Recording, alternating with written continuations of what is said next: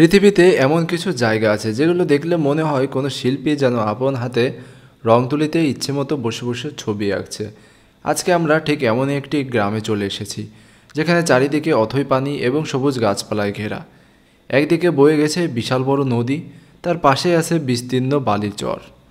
আমরা বালির চর ধরে হাঁটতে শুরু করলাম। হাঁটতে খুবই ভালোই লাগছিল। চিন্তা করলাম পানির খুব কাছে যাব এবং পানিটাকে একটু ছুঁয়ে দেখব। এখানের পানি এবং মাটিগুলো বেশ লবণাক্ত, তাই এখানে কোনো চাষবাস দেখতে পাচ্ছেন না। বিস্তীর্ণ চর, নদীর পানি আর আকাশ সব যেন মিলেমিশে একাকার হয়ে গেছে। মনে হচ্ছে সব কিছুকে হাত বাড়ালেই ছুঁতে পারবো। এদিকে সূর্যের কমলা রঙের আলো নদীর পানিকে রাঙিয়ে তুলেছে, যা দেখতে অসম্ভব সুন্দর লাগছে। তাই দেখে আমাদের বাবুল ভাই শুরু করে দিল সাইক্লোন। তাকে বাঁচানোর জন্য আমি সুপারম্যানের মতো লাফ দিয়ে চলে আসলাম।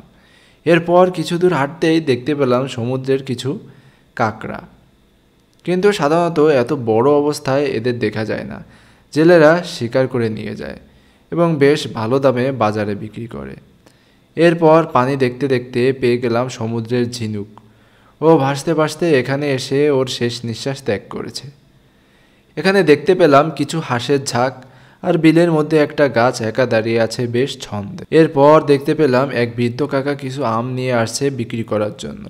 আমরা কিছু আম কিনলাম এবং আমাদের বাবুল ভাই আম খেয়ে বেশ খুশি, কারণ আমগুলো ছিল সুমিষ্ট। এরপর কিছু দূর হেঁটে দেখতে পেলাম আমাদের সেই প্রতীক্ষিত ছোট্ট গ্রামটি, যে গ্রামে মানুষজন খুবই কম। 10-12টার মতো আমরা বাড়ি দেখতে পেলাম। এখানে যারা থাকে সবাই জেলে, কারণ আশেপাশে কোনো চাষবাস হয় না। পানি প্রচুর লবণাক্ত।